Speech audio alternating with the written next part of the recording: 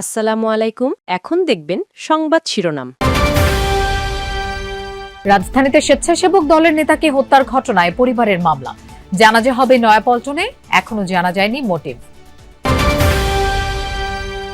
আইনের ভিত্তিতেই হবে প্রার্থিতা ফিরে পাবার আপিল নিষ্পত্তি, জানালেন সিএসসি। লেভেল প্লেইং ফিল্ড নিশ্চিত করবে কমিশন।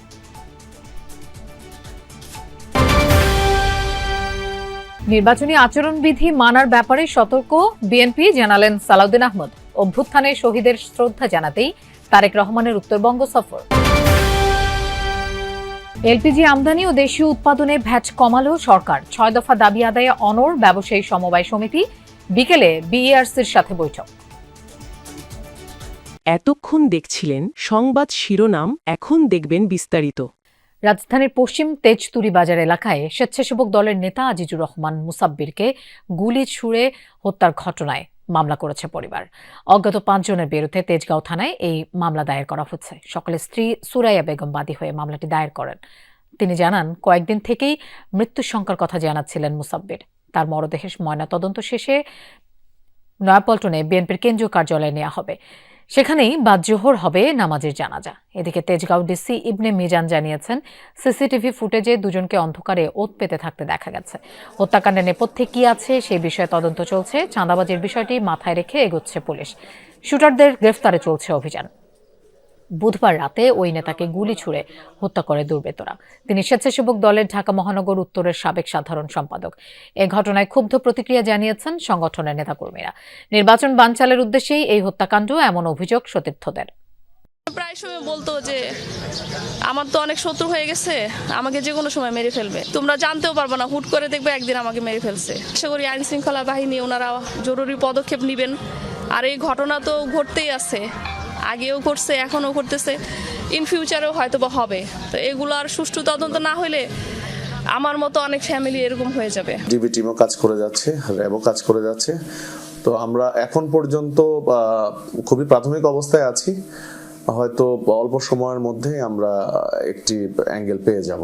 এখন আগে উপপুলিশ কমিশনার তেজগাঁও ইবনে মিজান, তার সাথে কথা হয়েছে এবং তিনি বলেছেন যে তারা সিসি ফুটেজ দেখে দুজনকে শনাক্ত করতে পেরেছেন এবং তাদের নাম, ঠিকানা, পরিচয় সেটি এখন তারা সেই তথ্য অনুসন্ধান করছেন এবং কেন এই হত্যাকাণ্ড সেটি তারা তাদের প্রাথমিক ধারণা যে চাঁদাবাজি সংশ্লিষ্ট বিষয়ে নিয়ে কোনো সমস্যা হতে পারে। প্রার্থিতা ফিরে পেতে যারা আবেদন করছেন, আইনের ভিত্তিতে সেগুলো নিষ্পত্তি করা হবে বলে জানিয়েছেন প্রধান নির্বাচন কমিশনার এএমএম নাসির উদ্দিন। তিনি বলেন, নির্বাচন কমিশন ইনসাফে বিশ্বাসী, সবাই ন্যায় বিচার পাবেন। সকালে আগারগাঁও ইসি সচিবালয় প্রাঙ্গণে মনোনয়ন বাতিল ও গ্রহণের বিরুদ্ধে চলমান 4র্থ দিনের আপিল আবেদনের বুথ পরিদর্শন শেষে এসব কথা বলেন CSC. Commission level playing field নিশ্চিত করবে জানিয়ে তিনি বলেন, আগের মতো কোনো পাতানো নির্বাচন হবে না এবার। সকাল থেকেই দেশের বিভিন্ন প্রান্ত থেকে আপিল করতে ইসিতে আসছেন আবেদনকারীরা। এই কার্যক্রম শেষ হবে আগামীকাল। এরপর 10 থেকে 18 জানুয়ারি পর্যন্ত চলবে আপিল শুনানি। গত 3 দিনে আপিল আবেদন জমা পড়েছে 295টি। আমরা আইন অনুযায়ী একদম ইনশাল্লাহ দেখবেন আপনারা ন্যায় বিচার পাবে। হিয়ারিং হওয়ার পরে দেখবেন আপনারা যে আইন অনুযায়ী যা হবে, বিধিবিধান অনুযায়ী যা হবে, আমরা সেই ধরনের সিদ্ধান্ত দেব। এবং আইন তো সবার জন্য সমান, সবাই তো মানতে বাধ্য হবো, তাই না? কোনো পাতানো নির্বাচন হবে না, রাষ্ট্রপ্রধান আমারও দরকার হবে না। নির্বাচনী আচরণবিধি মানার ব্যাপারে বিএনপি সতর্ক। অভ্যুত্থানে শহীদের শ্রদ্ধা জানাতেই ভারপ্রাপ্ত চেয়ারম্যান তারেক রহমান উত্তরবঙ্গ সফর করবেন। রাজধানীর গুলশানে বিএনপি চেয়ারপারসনের কার্যালয়ে একথা বলেন দলটির স্থায়ী কমিটির সদস্য সালাউদ্দিন আহমদ।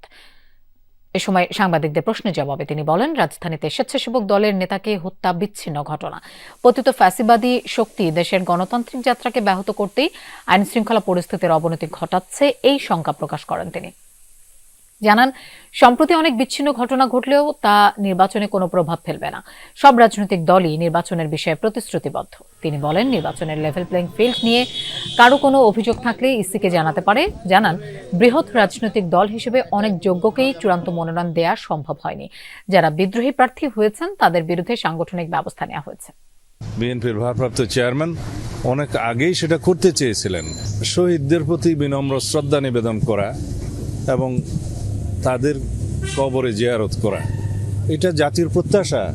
গতকালকের ঘটনা, এটা হতে পারে পতিত ফেসিবাদী শক্তির কিছু কিছু ষড়যন্ত্র এখনো তারা চালু রেখেছে, যাতে নির্বাচনকে বাধাগ্রস্ত করতে পারে, কণ্ঠকাঠিন্য করতে পারে, গণতন্ত্রের উত্তরণের পথটাকে সহজতর না করতে পারে।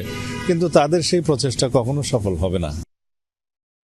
এলপি গ্যাস আমদানি ও দেশীয় উৎপাদনে ভ্যাট কমালো সরকার। দুপুরে এই সংক্রান্ত প্রজ্ঞাপন জারি করে বিদ্যুৎ ও জ্বালানি মন্ত্রণালয়। সকাল থেকে তরলীকৃত প্রাকৃতিক গ্যাস এলপিজি সিলিন্ডার বিক্রি বন্ধ রেখেছে ব্যবসায়ী সমবায় সমিতি। এতে ভোক্তা পর্যায়ে দুর্ভোগ বেড়েছে। দাবি আদায় না হওয়া পর্যন্ত সারা দেশে সিলিন্ডার সরবরাহ বিক্রি বন্ধ রাখবে তারা। এর আগে বুধবার কমিশন বৃদ্ধি, জরিমানা বন্ধ সহ 6 দফা দাবিতে 24 ঘন্টার আলটিমেটাম দেয় সংগঠনটি। এ বিষয়ে সারা দেশের পরিবেশক ও খুচরা বিক্রেতাদের জন্য একটি নোটিশ জারি করে ব্যবসায়ী সমিতি। এতে বলা হয়, সব কোম্পানির প্ল্যান্ট থেকে এলপিজি উত্তোলনও বন্ধ থাকবে। বিকাল 3টায় এনার্জি রেগুলেটরি কমিশনের সাথে সমিতির নেতাদের বৈঠক হওয়ার কথা রয়েছে। গত কয়েকদিন ধরেই সরকার নির্ধারিত দাম 1307 টাকার বদলে কয়েকশো টাকা বেশি দরে বিক্রি হচ্ছিল গ্যাস সিলিন্ডার। যৌথভাবে বসা তারা দ্রুত একটা আলোচনা আসুক, আসে আমাদেরকে একটা রেট দেখ, ওই রেটে যেহেতু বিক্রি করলে আমাদেরও জরিমানা না হয়, কোনো গ্রাহকের জন্য কোনো ক্ষতি না হয়। বাধ্য হয়ে যে রেট দেওয়া থেকে 20-30 টাকা বেশি ব্যস্ত হইতেছে পাইকারি কাছে, তো এতে আবার ভোক্তাগুলি তার জরিমানা করতেছে।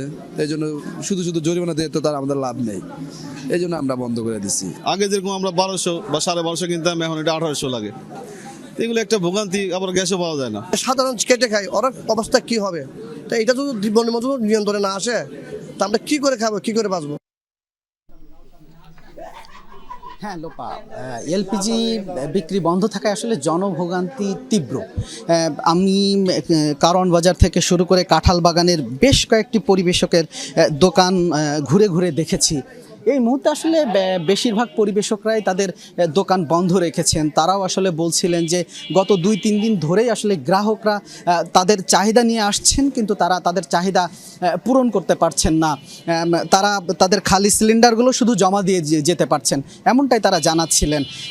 এরপরও আমরা বেশ কিছু দোকান খোলা থাকতে দেখেছি। তারা আসলে বলছিলেন নিয়মিত যেসব গ্রাহকরা আছেন তারা তাদের চাহিদা এসে দিচ্ছেন, তারা লিখে রাখছেন এবং চাহিদা অনুযায়ী তারা আসলে উৎপাদক প্রতিষ্ঠানের কাছে পাঠাচ্ছেন। কিন্তু তারা বলছেন 50টার চাহিদা পাঠালে সেখানে তারা দিচ্ছিলেনই তাদের 10টা থেকে 5টা এমন, কিন্তু গত 2 দিন যাবৎ টোটালি তাদেরকে কোনো সিলিন্ডারই দেওয়া হচ্ছে না। এতে তারা পরিবেশক হিসাবে যেমন ভোগান্তিতে পড়েছেন, পাশাপাশি যেসব গ্রাহকরা তাদের কাছ থেকে নিয়মিত সিলিন্ডার নেন তারাও আসলে ভোগান্তিতে পড়েছেন। এখানে আসলে তেমনই একজন গ্রাহক আছেন, আমরা একটু তার সাথে ছোট করে কথা বলতে চাই যে এই যে সিলিন্ডার পাচ্ছেন না, এটা আসলে কেমন ভোগান্তি? জি, আমরা তো অনেক